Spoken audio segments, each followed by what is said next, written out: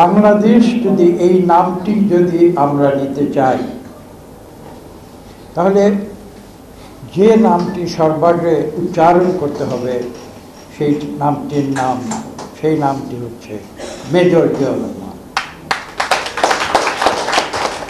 এবং আমি যদি একটি কথা বলি, এটা হয়তো অত্যুক্তি হবে না। শহীদ প্রেসিডেন্ট জিয়াউর রহমান সেদিন, যদি একটু আগে আপনারা শুনেছেন একজন বক্তার মুখে, তিনি কি বলেছিলেন? I revolt. এবং তারপরে কি বলেছিলেন? I major Ziaur Rahman declare the independence of Bangladesh. তার সেই কথাগুলো ইথারে ভেসে সারা বিশ্বে ছড়িয়ে পড়েছে। তার কথা আমি কিন্তু শুনেছিলাম, আপনারা জানেন, চট্টগ্রাম কালুরঘাট বেতার কেন্দ্রে ছোট্ট একটি ট্রান্সমিটার ছিল, তার শক্তি খুব বেশি ছিল না তখনকার দিনে। আমি যতদূর মনে পড়ে 5 কিলোওয়াট শক্তি সম্পন্ন একটি ট্রান্সমিটার। তার যে পরিধি, রেঞ্জ যাকে বলা, বেশি দূর ছিল না। সেই কথাটি বিশ্বের বুকে কিভাবে অনুরণিত হচ্ছে ইতিহাসে পড়েছি। আমি তখন লন্ডনে ছিলাম, তার বক্তব্য কিন্তু আমি শুনেছিলাম বিবিসি থেকে, বিবিসি লন্ডন থেকে। তার যে বক্তব্য সেটি গ্রহণ করেছিল, পিক আপ করেছিল, শব্দটি ব্যবহার হয় পিক আপ করেছিল একটি জাপানি ডাকবোট, যেটা সেই সময় বঙ্গোপসাগরে টহল। এবং পরবর্তীতে সেখান থেকে সেই কথা সারা বিশ্বে প্রচারিত হয়েছে। বিবিসির যে সংগ্রহশালা, সেই সংগ্রহশালায় সংগৃহীত হয়ে সেটা বিবিসিতে, সত্যি কথা বলতে বিবিসির মাধ্যমে সর্বপ্রথম সারা বিশ্বে ছড়িয়ে পড়েছিল। আমি তখন একজন ছাত্র। আমি সত্যি ঘটনা আপনারা অনেক বক্তার মুখে শুনেছেন, শহীদ প্রেসিডেন্ট জিয়াউর রহমানের সঙ্গী হিসাবে যারা এই দেশের জন্য কাজ করেছেন, আমার হয়তো সেই সৌভাগ্য পুরোপুরি হয়নি। যে একটি ছোট্ট ঘটনা আছে, হয়তো সময় পেলে বলবো পরে। তো সেই সৌভাগ্য তখন আমার হয়নি।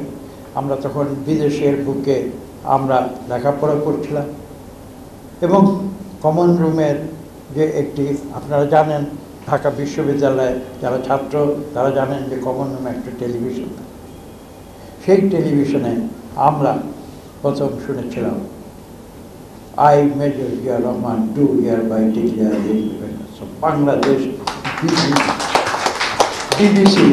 বিবিসির টেলিভিশনের মাধ্যমে। আজকে ভাবলে অবাক হতে হয়, তিনি তো সেদিন এই ভূমিকা না নিলেও পারতেন। কেন বলছি কথা? সেই সময় কিন্তু আওয়ামী লীগ, যারা নিজেদের স্বাধীনতার পক্ষের শক্তি বলে দাবি করে, সেই আওয়ামী লীগই তো তখন তারা অনেক কথা বলছিল। সেই 26শে মার্চের কালো রাতে পাক হানাদার বাহিনী যখন হায়নার মতো নিরস্ত্র ইনোসেন্ট মানুষের উপরে ঝাঁপিয়ে পড়েছিল ঢাকার শহরে অন্ধকার রাতে, সেদিন আওয়ামী লীগের কী ভূমিকা ছিল? তারা স্বাধীনতার পক্ষের শক্তি, তাদের কী ভূমিকা ছিল সেই রাতে? এই প্রশ্নটি কিন্তু আসলে করতে। এবং তারা কোথায় ছিল? তারা রাতের অন্ধকারে, আচ্ছা দুঃখের সঙ্গে বলতে হয়, 5ই আগস্ট যেভাবে তাদের নেত্রী কাপুরুষের মতো পালিয়ে গিয়েছে, ঠিক সেভাবে সেদিন 26শে মার্চের কালো রাতেও কিন্তু আওয়ামী লীগ কাপুরুষের মতো পালিয়ে গেছে। তারা বাংলাদেশের পক্ষের শক্তি বলে নিজেদের দাবি করেন। কোথায় ছিল তাদের সেই বীরত্ব? কথামালা দিয়ে রাজনীতি হয়। হ্যাঁ, কথামালা দিয়ে পল্টন ময়দানে হাততালি পাওয়া যেতে পারে, তাতে রাজনীতি, তাতে রাষ্ট্রনীতি হয় না। শহীদ প্রেসিডেন্ট জিয়াউর রহমান কথামালা রাজনীতি করতেন। আপনারা যারা শহীদ প্রেসিডেন্ট জিয়াউর রহমানের বক্তব্য এখানে মঞ্চে যারা আছেন, তাদের মধ্যে যারা শহীদ প্রেসিডেন্ট জিয়া রহমানের বক্তব্য সরাসরি শুনেছেন, আমি খোলাখুলি কথাই বলছি, কিছু মনে করবেন না, আমাদের কানেও সেই কথাগুলো তখন আসবে। শহীদ প্রেসিডেন্ট জিয়া রহমান তো কাঠখোট্টা কথা বলে, ঠিক কিনা? অথচ তার সেই কাঠখোট্টা কথা বলার ভিতরে তিনি মানুষকে ভোলানোর জন্য কথা বলেন, সেই জন্য সেই কথাগুলো কাঠখোট্টা, কঠিন কথা ছিল, দেশপ্রেমের কথা ছিল, এবং তার সেই কথা দিয়ে তিনি মানুষকে তিনি অভিভূত করেছেন, এবং তিনি যে কথা বলতেন তিনি যে কথা তিনি সেটাই মিন করতেন। আমাদের দেশের রাজনীতিকদের মতো মুখে এক আর কাজে অন্য, এটা শহীদ প্রেসিডেন্ট জিয়া রহমানের কথায় আপনারা কোনোদিন খুঁজে পাবেন। তিনি যেটা বলতেন সেটা তিনি করতেন। আজকে কিছুক্ষণ আগের বক্তা এখানে আমরা তার কথা শুনেছি, তিনি হয়তো আমার পিতার সঙ্গে পরিচিত। তার মুখে শুনেছি শহীদ প্রেসিডেন্ট জিয়া রহমান সন্ধ্যায়, এবং আমরা দেখেছি, আমি নিজের চোখে দেখেছি, তখনকার দিনে মোবাইল ফোন ছিল, মোবাইল ফোন ছিল না তখন, যোগাযোগের মাধ্যম আজকে যেভাবে সেরকম ছিল না। তারপরে তিনি তখনকার দিনের প্রযুক্তি দিয়ে, দেখুন ভাবলে অবাক হতে হয়, আজকে থেকে প্রায় 50 বছর আগে, তখনকার দিনের প্রযুক্তি দিয়ে তিনি কিন্তু একটি নেটওয়ার্ক তৈরি করেছিলেন। সেই নেটওয়ার্কের নাম ছিল, আজকের বক্তা যার কথা একটু আগে শুনেছেন তিনি জানবেন, এবং আমার বিশ্বাস তিনি সেটি ব্যবহার করেছিলেন।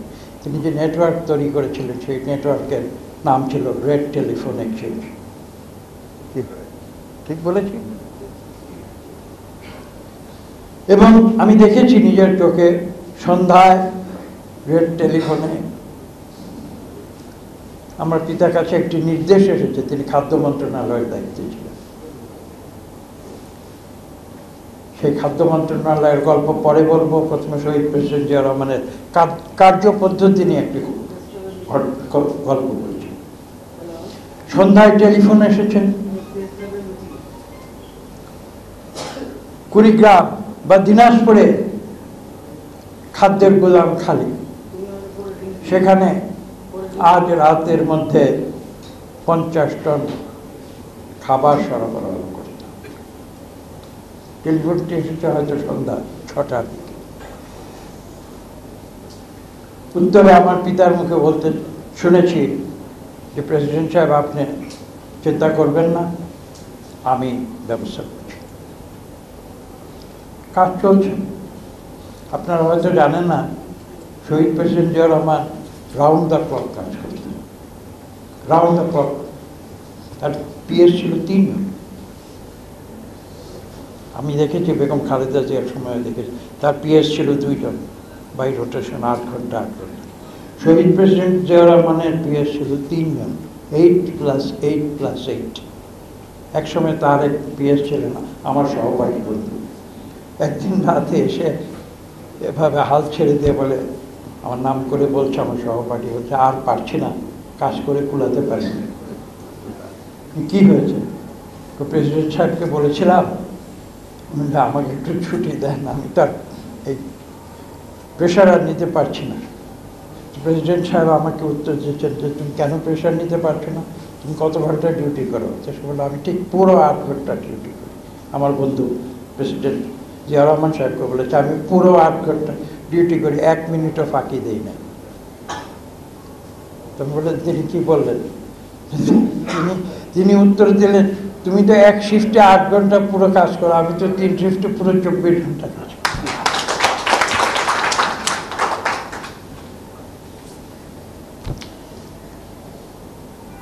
আজকে এরকম অনেক গল্প আছে।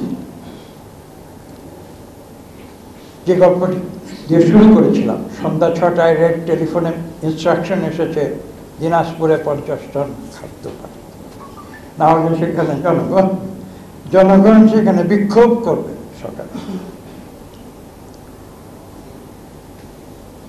রাত 10টায় আবার টেলিফোন, রেড টেলিফোন বেজে উঠল। আমার পিতার টেলিফোন ধরলেন, বলছে খাদ্য পাঠানোর কি ব্যবস্থা হয়েছে? রাত 2টার সময় আবার রেড টেলিফোন বেজে ওঠে। দিনাজপুরে যে খাদ্যের অভাব, সকালে 10টায় সেখানে বিক্ষোভ হবে জনগণে, সে ব্যাপারে কি ব্যবস্থা নেওয়া হয়েছে? রাত 2টো। তখন শুনলাম আমার পিতা শহীদ প্রেসিডেন্ট জিয়া রহমান সাহেবকে, আপনি ঘুমান, আপনি চিন্তা করবেন না, সব ব্যবস্থা হয়ে গেছে। সেই ট্রেন এখন বাহাদুরাবাদ জংশন পার হচ্ছে। আপনারা আজকের প্রজন্ম হয়তো বাহাদুরাবাদের নাম জানেন না। তখনকার দিনে বাহাদুরাবাদে ফেরি দিয়ে ট্রেন পার হতো। আবার লাল টেলিফোন সকাল 6টায়। দিনাজপুরে খাদ্য সরবরাহের কি ব্যবস্থা করা হয়েছে? আমার পিতা তখন উত্তর দিয়েছেন, আমি নিজের কানে শুনেছি, খাদ্য 50 টন চাল দিনাজপুর রেল স্টেশন পৌঁছে দিচ্ছে। আপনি কোনো চিন্তা করেন, সকাল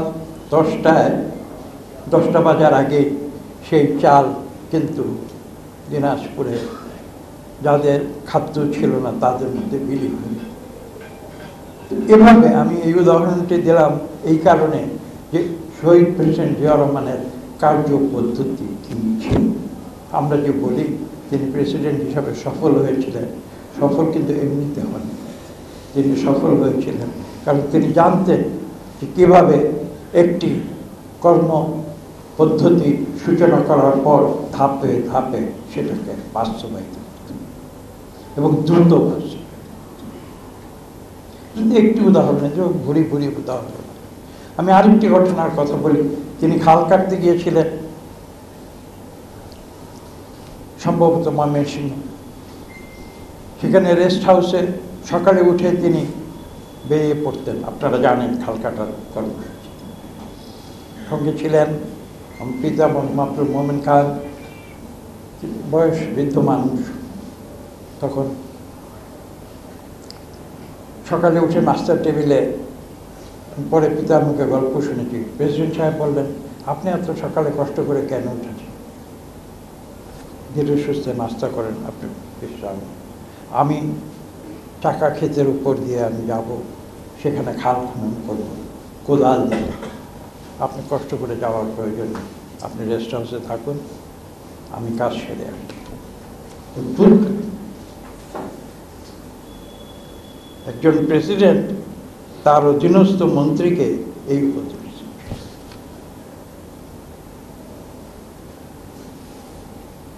কতদূর মানবিকতা থাকলে একজন প্রেসিডেন্ট এভাবে রাষ্ট্র শাসন করতে পারেন? আপনি বৃদ্ধ মানুষ, আপনি বিশ্রাম।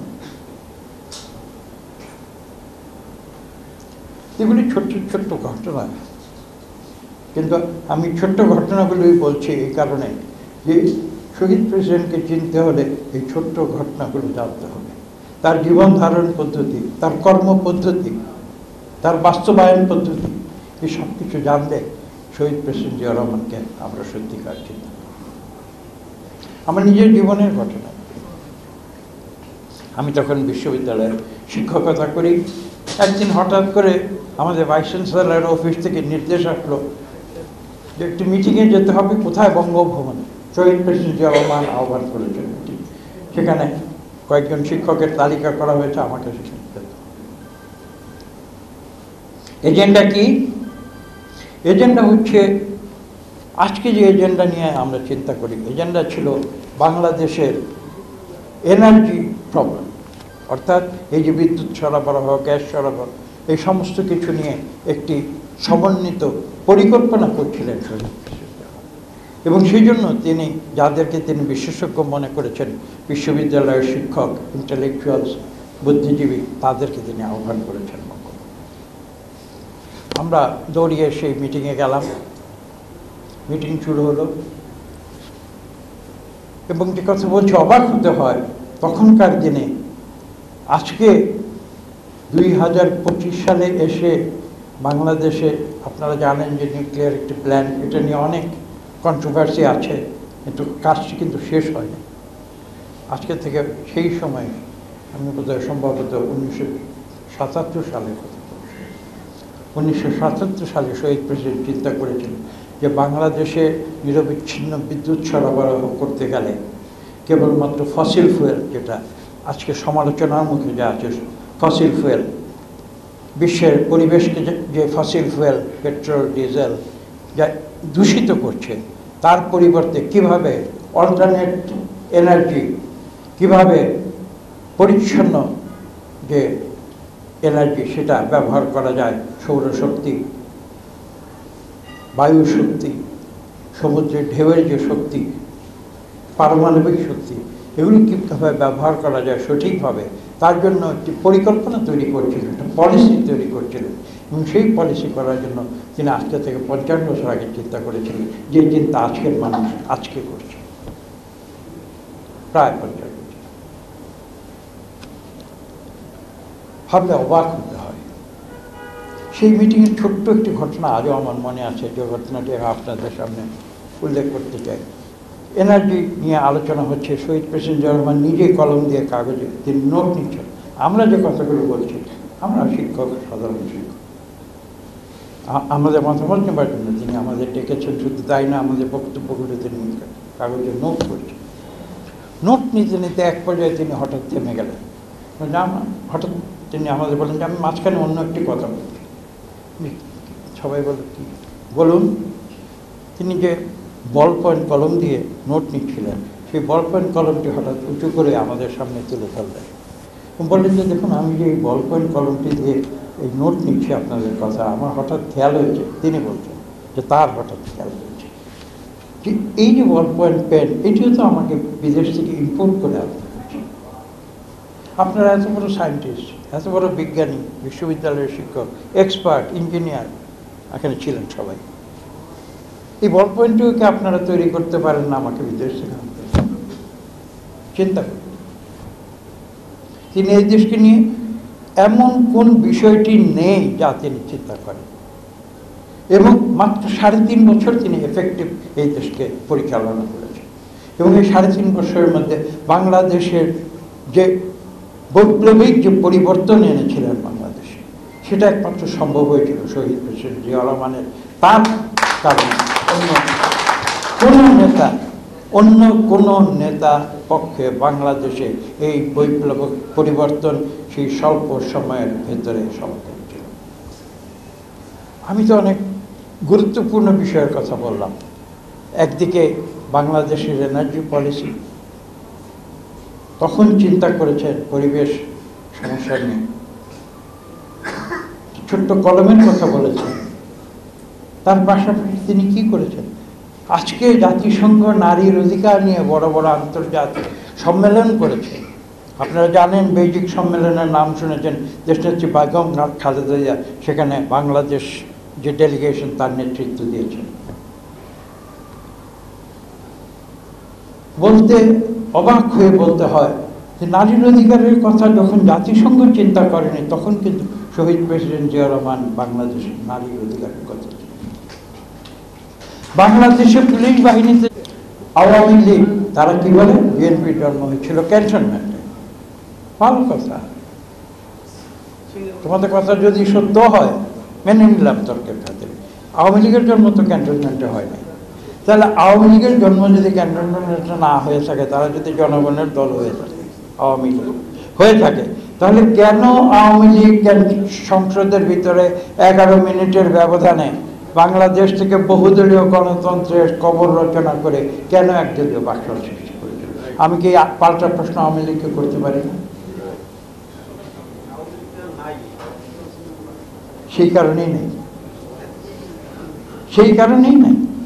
তাদের যে মিথ্যাচার, এবং শুধু মিথ্যাচার নয়, মিথ্যাচার এক জিনিস, আওয়ামী লীগের বেলায় তাদের যে চরিত্র সেটাও স্পষ্ট ভাষায় বুঝতে হবে। তারা মুখে যেটা বলে কাজে তার উল্টোটা করে, আর যেটা করে মুখে তার উল্টোটা। এবং আওয়ামী লীগের সবচেয়ে বড় সমস্যা যেটা, তারা কিন্তু গণতন্ত্রের ভান ধরে তারা স্বৈরতন্ত্র, এ কথাগুলো উপলব্ধি করতে হবে। একজন স্বৈর শাসক স্বৈরতন্ত্র করে, আমরা তাকে চিনি, আমরা কিভাবে মোকাবেলা করতে হয় সেটা আমরা চিন্তা করি। কিন্তু একজন স্বৈর শাসক যখন গণতন্ত্রের লেবাস পরে মানুষকে ধোঁকা দেওয়ার জন্য তারা গণতন্ত্রের কথা মুখে বলে যখন স্বৈরতন্ত্র করে, সেটা কিন্তু আরও বেশি ভয়ানক, সেটাকে মোকাবেলা করা অনেক কঠিন। আমরা 15 বছর 1 লক্ষ মামলা, ভুয়া গায়েবী মামলা তাদের কাছ থেকে, আমাদের 50 লক্ষ নেতাকর্মী, দেশনেত্রী বেগম খালেদা জিয়া থেকে, আমাদের চেয়ারম্যান, ভারপ্রাপ্ত চেয়ারম্যান জনাব তারেক রহমান সাহেব থেকে শুরু করে আমাদের সর্বনিম্ন গ্রামীণ পর্যায়ের নেতা কর্মী 50 লক্ষ ভুয়া আসামি দেওয়া হয়েছে, তাদের উপর জুলুম করা হয়েছে, অত্যাচার করা হয়েছে, নির্যাতন করা হয়েছে, তাদেরকে আয়না করে নির্বাসন দেওয়া হয়েছে, তাদেরকে গুম করা হয়েছে, তাদের হত্যা করা হয়েছে।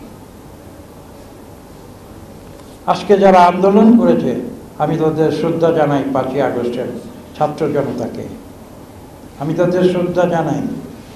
তারা 5ই আগস্টে যে অর্জন করেছে সেই অর্জনকে আকাশ থেকে এসেছে। দীর্ঘ 15 বছরের বিএনপির প্রতিটি নেতা কর্মীর যে রক্ত, যে জুলুম, অত্যাচার, নির্যাতন সহ্য করে প্রতিবাদ করেছে, তার কি কোনো মূল্য নেই? তারা কি একটি রাজনৈতিক বিস্ফোরণমুখ পরিস্থিতি সৃষ্টি করে দেয় নাই? যেখানে ছাত্র জনতা করেছে, তারা দেশলাই দিয়ে আগুন জ্বালিয়ে দিয়েছে এবং সেই স্ফুলিঙ্গ ছড়িয়েছে এবং সেই আগুনে শেখ হাসিনা উড়ে গেছে। এই সত্য অস্বীকার করা যাবে না। যারা করেছে, ছাত্র জনতা জীবন দিয়েছে, আমরা তাদের প্রতি শ্রদ্ধা জানাই। কিন্তু পাশাপাশি আমি যে কথাগুলো বললাম সেই কথাগুলো আজকে বাংলাদেশের মানুষ বুঝতে পারে, জানতে পারে এবং ছাত্র জনতাকেও সেটা জানতে হবে, বুঝতে হবে। আজকে আমরা যে পরিস্থিতিতে আমরা এসেছি, আমাদের লক্ষ্য কি? ছাত্ররা কি আন্দোলন দিয়ে শুরু করেছিল? তারা কোটা আন্দোলন দিয়ে শুরু করেছিল, তারা বৈষম্য বিরোধী আন্দোলন দিয়ে শুরু করেছিল, তারা চাকুরির জন্য তারা আন্দোলন করেছিল। তারা চাকরি পাচ্ছিল না, কেননা কোটার কারণে মেধাবীরা চাকরি না পেয়ে, যারা মেধাবী নয়, যারা দলের সদস্য আওয়ামী লীগের, তারা চাকরি পাচ্ছিল, তার বিরুদ্ধে প্রতিবাদ করেছিল। এই সত্যকে অস্বীকার করা যায়। এবং এমন একটি পরিস্থিতি পরে ক্রমানুসারে ঘটনা প্রবাহের ফলশ্রুতিতে পরবর্তীতে তারা সরকারের কয়েকজন মন্ত্রীর পদত্যাগ চেয়েছিল। ইতিহাস ভুলে গেলে চলবে না। আমি মাত্র 2024 সালের জুলাই আগস্টের কথা বলছি। এবং সর্বশেষ পর্যায়ে এসে যখন তাদেরকে জোর করে ডিবি অফিসে নিয়ে গিয়ে তাদেরকে দিয়ে মুচলেখা সই করানো হয়েছিল, তার পরবর্তীতে শেষ পর্যায়ে এসে তখন সেই আন্দোলন ক্রমানুসারে এক দফা আন্দোলনে পরিণত হয়েছিল।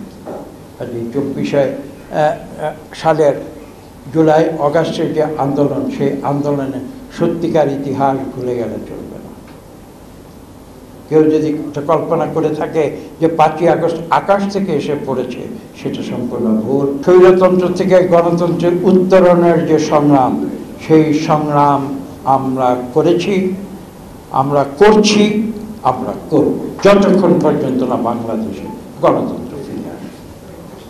এই বিষয়ে আমরা শহীদ প্রেসিডেন্ট জিয়া রহমানের অনুগত সৈনিক। কাজে বক্তব্য যদি আমি শহীদ প্রেসিডেন্ট জিয়া রহমানের গৌরব গাথা বলতে থাকি, আমি সেটা শেষ করতে পারবো না, সারা রাত পার হয়ে যাবে। সারা রাতে শেষ করতে পারবো না, দিন রাত, দিনের পর দিন, রাতের পর রাত। শহীদ প্রেসিডেন্ট জিয়া রহমানের যে বাংলাদেশের প্রতি 3টি বিষয়, একটি হচ্ছে তার দেশমাতৃকার প্রতি ভালোবাসা, দ্বিতীয়টি হচ্ছে তার সততা এবং তৃতীয়টি হচ্ছে তার শৃঙ্খলা। আমি এই 3টি গুণাবলীর দিকে আপনাদের দৃষ্টি আকৃষ্ট করব এবং আমি এই কথা বলবো, আমি বিশ্বাস করব যে বাংলাদেশের প্রতিটি নাগরিক যারা দেশকে ভালোবাসে, তারা যেন শহীদ প্রেসিডেন্ট জিয়া রহমানের এই 3টি গুণকে অনুসরণ করে।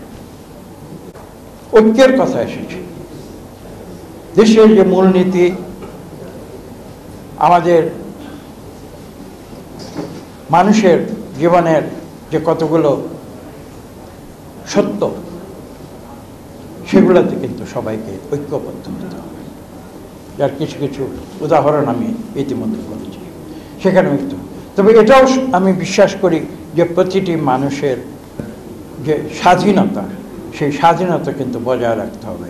এই পর্যায়ে আমি আপনাদের দৃষ্টি আকৃষ্ট করব আজকের যে এই সেমিনারে যে শিরোনাম, সেখানে যে কথাগুলো বলা হয়েছে সেদিকে আপনাদের দৃষ্টি আকৃষ্ট করব। এখানে কি বলা আছে দেখুন, আধিপত্যবাদ, জাতীয় ঐক্য এবং দায়িত্বশীল গণমাধ্যম। দেখুন, এই নীতিগুলোর প্রতি আপনারা লক্ষ্য করুন।